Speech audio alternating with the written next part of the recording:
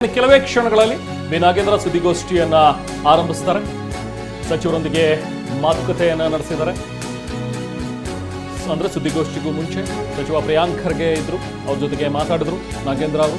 ಚರ್ಚೆ ಮಾಡಿ ಸಚಿವ ರಾಮಲಿಂಗಾರೆಡ್ಡಿ ಅವರ ಕಚೇರಿಯಲ್ಲಿ ನಾಗೇಂದ್ರ ಅವರು ಚರ್ಚೆಯನ್ನ ಮಾಡಿದ್ದಾರೆ. ವಿಧಾನಸೌಧದಲ್ಲಿರುವಂತಹ ಸಚಿವ ರಾಮಲಿಂಗಾರೆಡ್ಡಿ ಅವರ ಕಚೇರಿಯಲ್ಲಿ ಕುಳಿತಿರುವಂತಹ ನಾಗೇಂದ್ರ ಇನ್ನೇನು ಕೆಲವೇ ಕ್ಷಣಗಳಲ್ಲಿ ಪತ್ರಿಕಾಗೋಷ್ಠಿಯನ್ನ ಆರಂಭಿಸ್ತಾರೆ. ಪತ್ರಿಕಾಗೋಷ್ಠಿಯಲ್ಲಿ ಏನು ಹೇಳ್ತಾರೆ ಅನ್ನುವಂಥದ್ದು ಈಗ ಕುತೂಹಲ. ಆಲ್ಮೋಸ್ಟ್ ಎಲ್ರಿಗೂ ಕೂಡ ಗೊತ್ತಿದೆ ಏನೇನು ರೆಸಿಗ್ನೇಷನ್ ಬಗ್ಗೆನೇ ಅವರು ಮಾತಾಡ್ತಾರೆ ಅಂಥೇಳಿ. ಬಟ್ ಅದು ಅಧಿಕೃತವಾಗಿ ಅವರ ಬಾಯಿಂದಲೇ ಬರಬೇಕಾಗುತ್ತೆ. ಯಾಕಂದರೆ CM DK ಶಿವಕುಮಾರ್ ಅವರು ಕೂಡ ಅದನ್ನೇ ಹೇಳಿದ್ರು.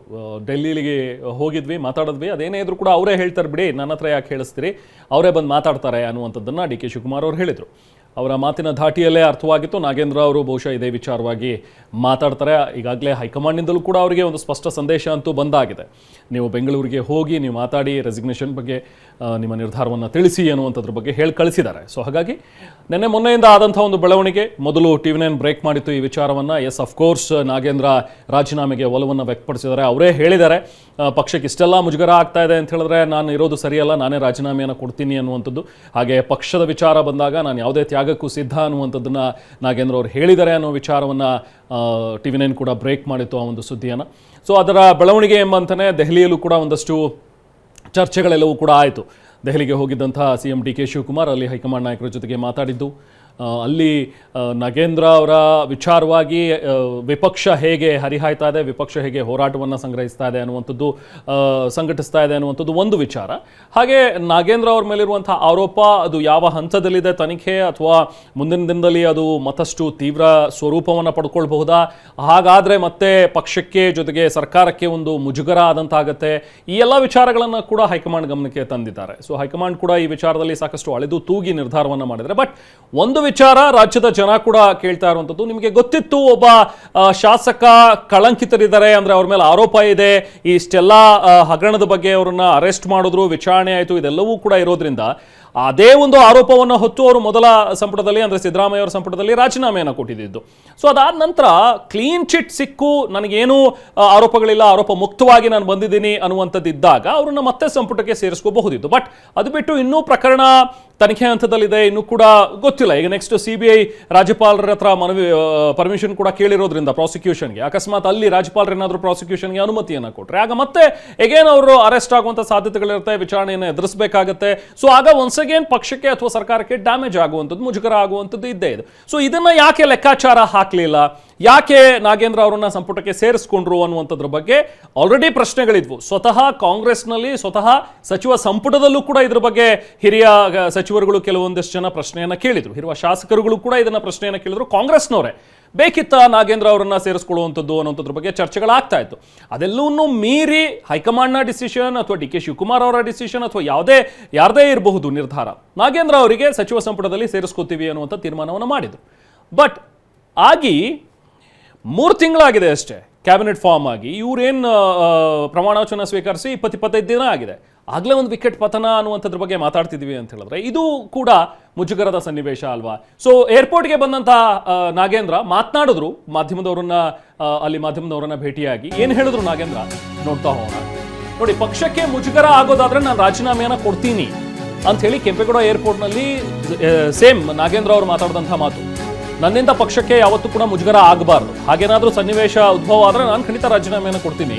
ಬಟ್ ಅದಕ್ಕಿಂತ ಮುಂಚೆ ನಾನು CM ರನ್ನ ಭೇಟಿಯಾಗಿ ನಾನು ಮಾತಾಡ್ತೀನಿ, ಅವ್ರ ಜೊತೆಗೆ ಕೂಲಂಕಷವಾಗಿ ಚರ್ಚೆ ಮಾಡ್ತೀನಿ, ಅದಾದ ನಂತರ ನನ್ನ ನಿರ್ಧಾರವನ್ನು ಹೇಳ್ತೀನಿ, ನಾನು ಸಂಜೆ ತಿಳಿಸ್ತೀನಿ ಅನ್ನುವಂಥದ್ದನ್ನು ನಾಗೇಂದ್ರ ಅವರು ಹೇಳಿದರು. ಅವ್ರ ಹತ್ರ ಏನು ಅಂಥದ್ದು ಯಾವುದಿಲ್ಲ, ಚರ್ಚೆ ಮಾಡಲಿಲ್ಲ. ನಾನು CM ಅವ್ರ ಹತ್ರ ಚರ್ಚೆ ಮಾಡಿಕೊಂಡು ಅವ್ರ ಹತ್ರ ಏನು ಕೂಲಂಕಷವಾಗಿ ಮಾತಾಡಿಕೊಂಡು ನನ್ನಿಂದ ಪಕ್ಷಕ್ಕೆ ಮುಜುಗರ ಆಗುವಂಥ ಸನ್ನಿವೇಶ ಬಂದಾಗ ನನ್ನ ರಾಜೀನಾಮೆಯನ್ನು ಅಂಥದ್ದು ಯಾವುದಿಲ್ಲ, ಚರ್ಚೆ ಮಾಡಲಿಲ್ಲ. ನಾನು CM ಅವ್ರ ಹತ್ರ ಚರ್ಚೆ ಮಾಡಿಕೊಂಡು ಅವ್ರ ಹತ್ರ ಏನು ಕೂಲಂಕಷವಾಗಿ ಮಾತಾಡಿಕೊಂಡು ನನ್ನಿಂದ ಪಕ್ಷಕ್ಕೆ ಮುಜುಗರ ಆಗುವಂಥ ಸನ್ನಿವೇಶ ಬಂದಾಗ ನನ್ನ ರಾಜೀನಾಮೆಯನ್ನು ಅಂಥದ್ದು ಯಾವುದಿಲ್ಲ. ಇದು ನಾಗೇಂದ್ರ ಅವರು ಹೇಳಿದ್ದು. ಆಗಲೇ ನಾವು ಕೇಳ್ತಾ ಇದ್ವಿ ಇವರ ಮಾತುಗಳನ್ನು. ಇನ್ನೂ ಮುಂದುವರೆದು ಕೆಲವೊಂದಷ್ಟು ವಿಚಾರಗಳನ್ನು ಹೇಳಿದ್ರು. ಮನುವಾದಿಗಳು ಹೀಗೆ ಮಾಡ್ಕೊಂಡು ಬಂದಿದ್ದಾರೆ, ಈ ಮುಂಚಿನಿಂದಲೂ ಕೂಡ ಅನಾದಿ ಕಾಲದಿಂದಲೂ ಕೂಡ ದಲಿತರ ಮೇಲೆ ದೌರ್ಜನ್ಯ ಮಾಡ್ಕೊಂಡು ಬಂದಿದ್ದಾರೆ, ಈಗಲೂ ಕೂಡ ಅದನ್ನೇ ಮಾಡ್ತಾ ಇದ್ದಾರೆ ಅನ್ನುವಂಥದ್ದನ್ನು ದಲಿತರ ಕಾರ್ಡನ್ನು ಪ್ಲೇ ಮಾಡುವಂತಹ ಪ್ರಯತ್ನ ನಾಗೇಂದ್ರ ಅವರಿಂದಲೂ ಕೂಡ ಆಯಿತು. ಸೊ ಹಾಗೆ ಅವರು ಹೇಳಿದ್ದು ಈ ಮಾತು ಸ್ಪಷ್ಟವಾಗಿತ್ತು. ಅವ್ರು ಏರ್ಪೋರ್ಟಿಗೆ ಬಂದು ಹೇಳಿದಾಗ ಅವ್ರು ಅದನ್ನು ಹೇಳಿದ್ರು. ಸ್ವಲ್ಪ ಗೊಣಗ್ದಂಗೆ ಅನಿಸುತ್ತೆ. ಹೌದು, ಪಕ್ಷಕ್ಕೆ ಮುಜುಗರ ಬಂದಾಗ ನಾನು ರಾಜೀನಾಮೆ ಕೊಡ್ತೀನಿ ಅನ್ನೋದು ಅದು ಗೊತ್ತಾಗುತ್ತೆ ಅವ್ರು ಹೇಳೋ ಮಾತಿನಲ್ಲೇ. ಎಸ್, ಅಫ್ಕೋರ್ಸ್ ರಾಜೀನಾಮೆ ಬಗ್ಗೆನೇ ಅವ್ರು ಹೇಳಿದ್ದಾರೆ ಅಂತೇಳಿ. ಅಂದರೆ ಆಲ್ರೆಡಿ ತೀರ್ಮಾನ ಆಗಿದೆ.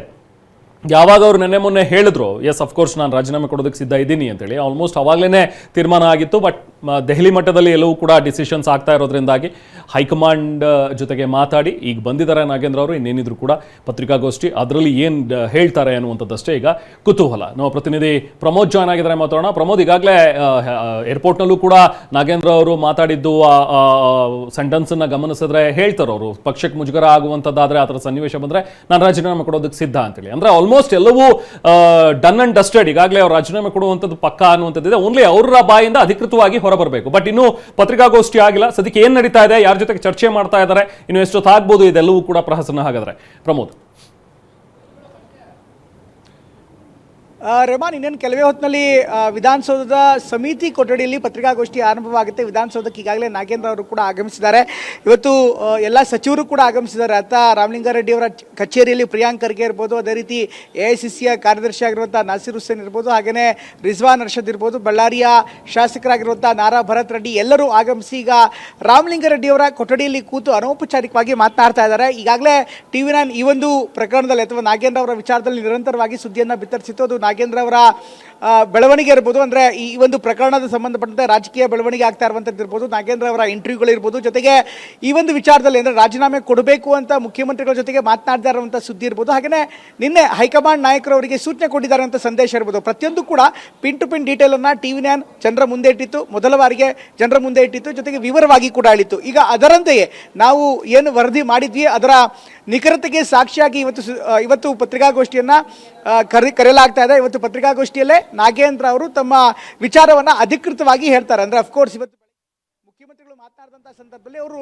ನಾನೇನು ಹೇಳಲ್ಲ, ನಾಗೇಂದ್ರ ಅವರೇ ಎಲ್ಲವನ್ನೂ ವಿವರಿಸ್ತಾರೆ ಅಂತ ನೇರವಾಗಿ ಹೇಳಿದ್ರು. ಇದಕ್ಕೆ ವೆರಿ ಇಂಪಾರ್ಟೆಂಟ್ ಕಾರಣ ಅಂದರೆ ರಾಜಕಾರಣದಲ್ಲಿ politically you have to be right Rehman. ಯಾವಾಗಲೂ ಸಕಾರಣ ಇರಬೇಕು. ಯಾವ ಕಾರಣಕ್ಕೋಸ್ಕರ ರಾಜೀನಾಮೆ ಕೊಡ್ತಾ ಇದ್ದೀನಿ ಅಂತ ಇರಬೇಕು.